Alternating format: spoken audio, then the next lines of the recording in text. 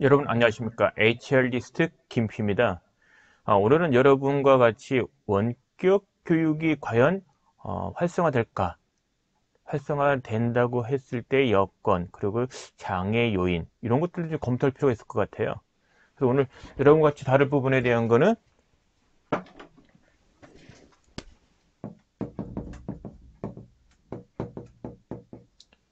원격 교육에 있어서의 잘 되기 위해서 어떤 현재 입장에 보면 좋은 여건도 있고요, 또 안 좋은 여건도 있을 겁니다.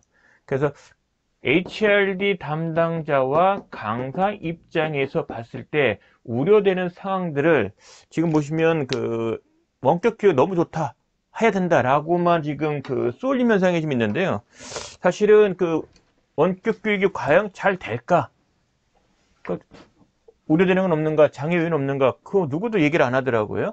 그런 관점에서 얘기를 드리려고 합니다.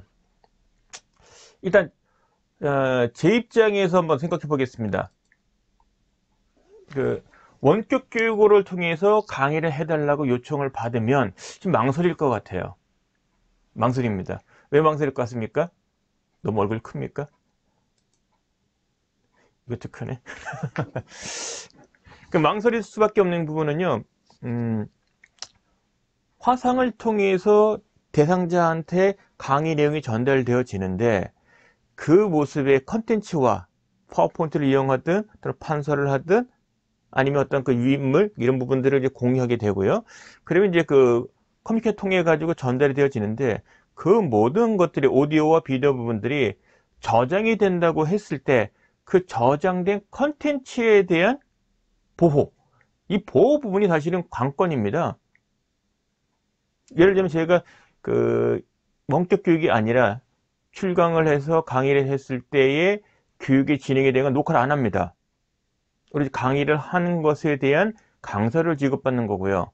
만약에 컨텐츠를 녹화를 하게 된다면 그것의 사용에 대한 사용권이 고객사에 간다면 당연히 컨텐츠에 대한 별도 차지, 별도 비용을 청구해야 되는 거죠.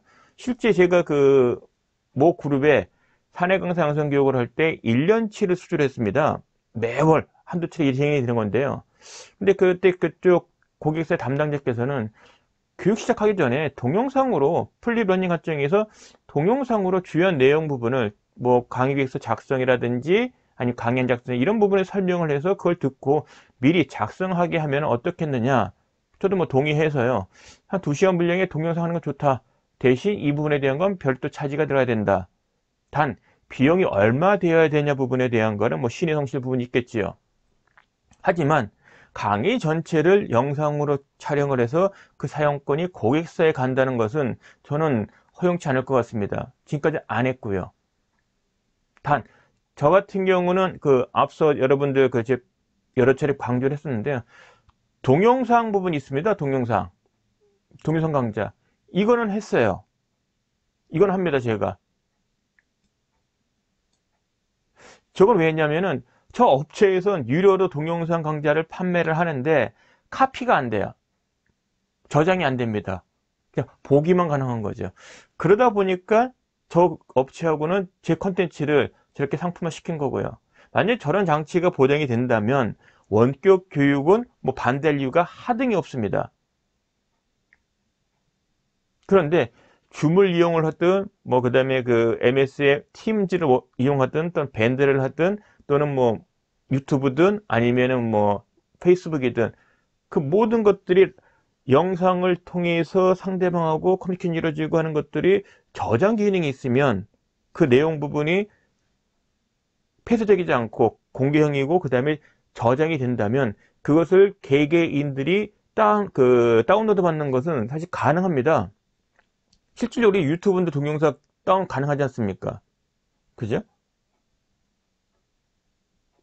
스트리밍도 되는 것을 캡처할 수 있는 그런 프로그램도 있고요. 그래서 영상으로 남는 부분에 대해서는 지적재산권에 대한 컨텐츠에 대한 지적재산권 보호 부분에 대한 것이 마련이 돼야 된다. 저는 그런 관점에서는 원격 교육의 활성화의 장애 요인 또는 넘어야 될 산이라면 지적 콘텐츠, 저장된 콘텐츠에 대한 지적재산권을 어떻게 보호할 거냐. 이 부분에 대한 것이 사실 많이 남아야 되고요. 또 강사 입장에서 보면은 강의 중에 교육 수행들, 교육 참가자한테 전달하시는 내용들 보면 일부는 차용 또는 인용. 근데 여기서 이제 그 불법적인 도용이냐 아니면 지나치 뭐 그 표절? 그러니까 불법 또는 표절, 뭐 불법 위법 탈법에 관련되는 내용들이 다소 포함될 수는 있어요. 근데 휘발성이다 보니까 그 시비에 좀 덜 걸리는 거죠. 근데 동영상으로 저장이 된다는 얘기는 강사 입장에서는 남의 컨텐츠를 무단으로 쓰는 경우가 기록이 되는 거거든요. 따라서 강사 입장에 보면은 되게 망설여지죠. 지금 대학교에서도 한 학기 동안 원격 교육으로 강의가 진행된다고 합니다. 그러니까 교수님들이 불편해요. 왜냐하면 예시를 들어야 되는데 좋은 예시도 있는데 나쁜 예시도 있어요. 근데 그런 내용들이 저장이 된다는 거죠. 어떤 자료를 인용을 해요. 근데 사전에 그 자료의 원 저작권자한테 동의 못 받은 거라면, 말 그대로 무단으로 동의 없이 한 거라면 사실 교수 입장에 보면 되게 난처한 거죠. 그런 것들이 다 저장이 돼 있다면 되게 난처한 일 아니겠습니까? 이런 일이 벌어질 거다.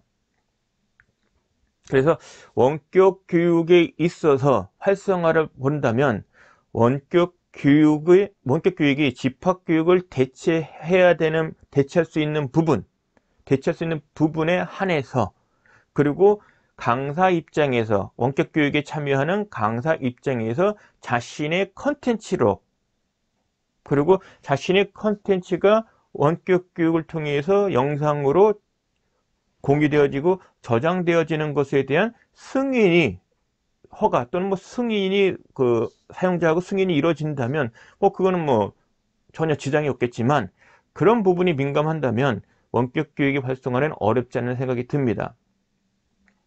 또 하나 원격 교육 관련해서 장애 외인 부분은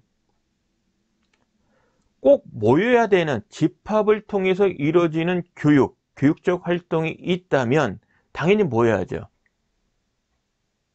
그런데 지금처럼 전염병 또는 안전, 시설에 대한 안전 또는 전염병과 같은 환경적인 어떤 병리적인 그런 안전 문제 때문에 대다수가 모이는 것은 굳이 우선순위를 신다면, 중요도를 신다면 그럴 필요 없다는 거죠. 하지만 소수에 한한다면, 소수에 대한 뭐 개념은 여러 관점이 있겠지만은 뭐 10명 전후 정도? 근데 넓은 공간에서 모인다면, 요즘 뭐 그 사회적 거리두기 부분이 지금 2m로 권장하지 않습니까? 좌석 배치가 2m 공간이 된다면 만나는 것 자체, 모이는 것 자체가 사실 나쁘지 않는 거죠. 철저한 방역과 그 다음에 개인적인 방역, 시설에 대한 거, 그 다음에 그쪽의 환경, 보건위생 관점에서의 철저한 것이 지켜져 있다면 굳이 안 만날 이유가 없는 거죠. 그래서 원격 교육이 좀 활성화된다는 얘기는 집합교육으로 했을 때와 효과는 같은데 어떤 전염이나 시설에 대한 안전 등 사회적 이슈 또는 개인의 어떤 그 안전과 관련이 있다, 그 위험성이 높다면 굳이 만날 필요는 없다. 똑같다면 모였을 때의 효과가, 그럴 때 원격 교육이 낫겠죠. 되게 일방적인 또는 질의응답 부분 또는 예시 시범 뭐 이와 같은 주제 다수를 대상으로 하는, 그럴 때는 상당히 좀 유용하겠지만 소수의 한정된 그 대상자만 모여서 논의가 이루어지고 결정을 해야 되지고 그 다음에 합의를 도출하고 일정한 양식을 또 이용해야 되고 뭔가 발표를 해야 되고 결정을 내야 되고 이와 같은 일들이 진행이 돼야 된다면 그 결과물이 그 참가자가 속한 조직 또는 개인에게 큰 영향을 미치는 거라면 그걸 만나서 해야죠. 토의 발표 부분이 원격 화상을 통해서 가능하지만 모여서 토의 발표하는 본질의 목표, 효과, 이것과 똑같을 수는 없을 겁니다. 만약 똑같다면 이미 다 바뀌어졌겠죠. 다국적 기업 같은 경우 본사는 예를 들면 미국에 있는데 각 계열사들은 각 나라에 있는 회사들이 매출이 1조, 조 단위 회사들인데 그럼 12개국 예를 들자면 10개 정도의 그 모임을 한다면 원격으로 하면 되죠. 잘 된다면. 근데 그렇진 않다는 거죠. C 레벨급은 되게 모인다는 얘기입니다. 그래서 꼭 모여야 되는 목적성 효과가 명확한 거라면 모여야 되는데, 이 경우는 모였을 때의 위험스러운 부분에 대한 걸, 예를 들면 코로나 지금 19 바이러스를 친다면 시설에 대한, 개인에 대한 철저한 위생과 방역을 했다면, 안전거리가 충분한 공간이 있다면 굳이 원격으로 할 이유는 없다고 봅니다. 물론 이제 이거는 의사결정 문제인데요. 무조건 획일적으로 만나면 안 돼. 그리고 원격이 효과는 동일해 라고 단정 짓고 배타적으로 하는 것은 아니라고 생각이 듭니다.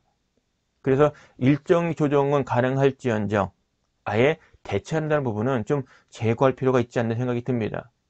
최근에 그 코로나 19 바이러스 때문에 원격 근무, 원격 교육, 그리고 주로 이제 원격 화상을 통한 미팅, 교육, 이와 같은 모임, 이런 것들이 많이 활성화되어 있는데, 저는 뭐 좋다고 생각이 듭니다. 굳이 몇 시간을 거쳐서 가서 수백 명이 모이는 곳에서 특강을 해요.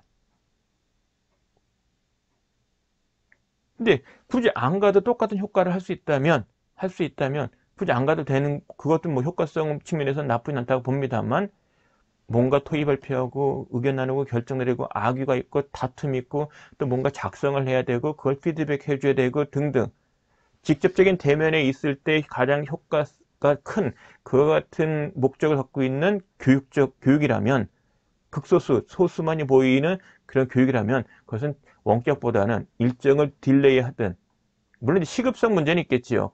그럼 시급하려면 더욱더 안전, 방역 이런 관점에서 보완을 해서 만나서 이루어지는 부분이 더 타당하다고 봅니다.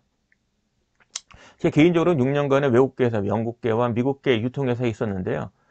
그들 보면은 옵니다. 갑니다. 주요 의사결정 할 때는요. 미국과 그 다음에 영국에 갑니다. 그리고 화상 미팅도 합니다. 월 단위로. 컨퍼런스도 하고요. 주간 단위로. 그래서 모든 것이 하나의 방법으로 다 대체되는 것은 아니다. 그런 것 좀 말씀을 드리고 싶고요. 지금 이제 그 강사 입장에서 원격 교육의 활성화가 됐을 때 좀 조심할 부분, 고려해야 될 사항 부분을 다시 한번 말씀드리면은, 컨텐츠에 대한 지적재산권. 남의 거 쓰면 안 되는 거, 그럼 내 지적재산권 보호는 어떻게 보호받을 건지, 이런 부분에 대한 논의도 좀 있어야 된다. 그리고 원격 교육을 강사 입장에서는 할 수도 있어야 됩니다. 할 줄 알아야 돼요. 그럼 원격 교육을 도대체 어떤 형태로, 어떤 방법으로, 어떤 자료를 갖고 하는 것이 좋은지를 알 필요가 있습니다. 그래서 제가 오늘 그 블로그에도 올렸는데요. 원격 교육을 활용할 수 있는, 원격 교육의 장에 이제 뛰어들어야 되는 강사 입장에서 본다면, 강사가 알아야 될 원격 교육에 대한 큰 그림, 그리고 상세한 내용, 방법, 스킬, 이런 부분에 대한 것도 이제 알 타이밍이 됐다고 봅니다. 그런 관점에서 제가 블로그에 쭉 올려놨고요. 내용 본다면 지금 사실 이 동영상 보시는 것도 원격 교육의 하나의 방법입니다. 형태입니다. 따라서 원격 교육에 참여하는 강사라면 지금 제가 하는 이와 같은 모습도, 이와 같은 자료를 써서 이와 같은 장비로 하는 것도 알고 할 줄 알아야 된다고 봅니다. 그런 관점에서 제가 교육과정으로 설계를 했고요. 주요 다루는 내용들은 원격 교육에 대한 특징, 원격 교육의 방법, 주로 제가 강조하고 싶은 거는 동영상 강좌, 예컨대 이런 거죠. 동영상 강좌. 저는 이미 이제 4개는 좀 만들어 놨고요. 이 2개는 5시간 분량, 그 왼쪽에 있는 것은 2시간 반, 2시간짜리, 이렇게 짧은 거, 긴 거 있습니다. 어쨌거나 이와 같이 동영상 촬영을 통해서 강좌를 개설하고요. 그래서 이 경우는 이제 온라인 교육 상품으로서 저한테는 하나의 상품이 되는 거죠. 그래서 동영상 강좌를 할 줄 알아야 되고요. 거기에 필요한 지식과 기술들, 스킬들, 거기에 대한 시범, 그 다음에 실습, 그 다음에 이제 또 두 번째 유튜브를 활용한 강의. 지금 제가 요 찍은 동영상이 유튜브에 올라갑니다. 그럼 유튜브라는 것에 유튜브가 또 뭐가 있냐면은 라이브가 또 돼요. 그러니까 올려져 있는 동영상을 틀어주면서 내가 화면에 비치면서 지금 보시는 요 지금 영상을 틀어주면서 제가 라이브로 설명하면서 또 강의할 수 있습니다. 그건 또 공짜예요. 그래서 유튜브를 하는 것과 지금 하고 있는 것은 유튜브형입니다. 유튜브형. 지금 보시는 것, 이와 같은 모습들은 다 유튜브형이고요. 이런 모습은 동영상 강좌형. 이제 마지막으로는 파워포인트 슬라이드 쇼에 보면 영상 녹화 기능이 있습니다. 이거를 활용을 해서 강사가 강의할 줄 알아야 되는데, 지금 보시는 이게 어찌 보면은 딱 그 장면이에요. 이게 파워포인트 아닙니까? 그 오른쪽에 작게 지금 동영상이 있죠. 파워포인트 슬라이드 쇼를 녹화를 하면은 노트북에 있는 웹캠에 있는 카메라가 인식을 해서 지금 슬라이드 쇼 녹화 시작하면 지금부터 보이는 이 화면 모두가 저장할 때 동영상 저장을 한다면 이 자체가 슬라이드 쇼가 동영상으로 저장이 됩니다. 그러면 이 컨텐츠 자체는 영상이라는 거죠. 교육 컨텐츠의 영상물이 되는 거죠. 따라서 강사라면은 원격 교육의 방법, 구체적으로 3가지 정도는 알고 할 줄 알아야 된다. 단, 아까 말씀드린 것처럼 강사 입장에서 원격 교육을 했을 때 컨텐츠가 노출이 되고 저장이 가능하다면 자신의 컨텐츠 보호, 또 한편으로는 타인의 컨텐츠 사용에 대해 있어서 상당히 조심할 필요는 있다.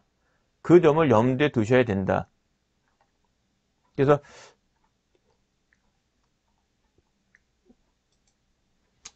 제가 추천드리는 요 하루짜리 교육과정인데요. 원격교육의 특징, 방법, 그 다음에 시범 실습, 그 다음에 실습을 통해서 사례 발표, 그리고 거기에 대한 피드백 이렇게 이루어지고요. 내용 부분 잠깐 보겠습니다. 그러니까 동영상 강좌형은 이와 같은 스타일이 되고요. 제 유튜브에도 지금 보시면 요 예시가 있습니다. 무료입니다. 10분 분량으로 이제 보실 수가 있고요. 근데 제 유튜브, 제가 관리하고 있는 유튜브의 제 동영상들입니다. 유튜브에서 HR 리스트 치시면 요 제 TV가 나오죠. 그 보면 노트북의 터치 패드로 쓸 수 있는 노트북이라면 이렇게 판서 기능도 가능합니다. 인터넷 화면을 이용할 수도 있고요. 이렇게 겹치기도 가능하고. 그러니까 강사가 이와 같은 것을 하려면은 요거는 이제 파워포인트야. 파워포인트를 보면서 영상이 들어가죠. 그러니까 이게 파워포인트 2010 이상? 2013은 확실하고요. 2010 이상이 되면 슬라이드 쇼에 녹화 기능이 있고 그 녹화 기능 이용하면은 슬라이드 쇼를 할 때 영상물, 웹캠에 비춰지는 모습까지 녹화가 된다. 이런 게 이루어지려면 장비가 있어야 됩니다. 저는 로지텍 922, C92 요 FHD급입니다. 지금 보시는 요 화면이 로지텍의 C922이라는 HD급 그거고요. 요게 16,000원짜리 핀 마이크입니다. 지금 하고 있는 게 요걸로 하고 있습니다. 무선은 아니고 유선입니다. 근데 영상 편집이 좀 필요하고요. 저 같은 경우는 고음 믹스 프로스입니다. 유료입니다. 무료도 있고요. 근데 고음 믹스 프로스면 기능이 좀 다양하고요. 강사 입장에서 프로 강사, 직업 강사 또는 뭐 전문적인 강사가 되고 싶은 분들한테는 동영상 편집하는데 큰 무리가 없습니다. 지금 보시는 요거는요, 제가 지금 요것도 원래는 유튜브에서 하는 게 아니라 영상 방송을 위한 편집 프로그램이 있습니다. 매니캠입니다. 이것도 무료가 있고 유료가 있는데 저는 유료입니다. 유료면은 채널을 한 5가지 이상을 쓸 수가 있어요. 다른 것으로 들어갔다, 지금 보시는 것처럼 다른 것으로 들어갔다 나왔다 할 수 있습니다.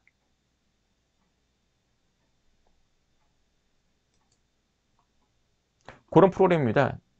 이것도 비용이 좀 비싸진 않습니다. 제 기억에는 8만원대, 이제 12만원인지 헷갈리는데요. 여러 차례 레벨업을 해서요. 어쨌거나 중요한 거는 하드웨어도 필요하고, 저는 노트북 갖고 하고요. 작업할 때는 노트북과 그 다음에 모니터, 그 다음에 조명도 좀 필요하고요. 그 다음에 동영상 편집기, 방송용 편집 소프트웨어 이런 것들이 지금 필요하다.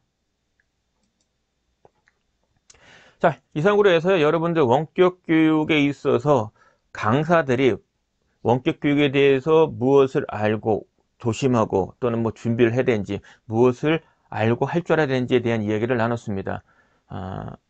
뭐 저는 뭐 동영상 촬영을 이런 스타일로 좀 합니다. 뭐 밑에 자막도 없죠.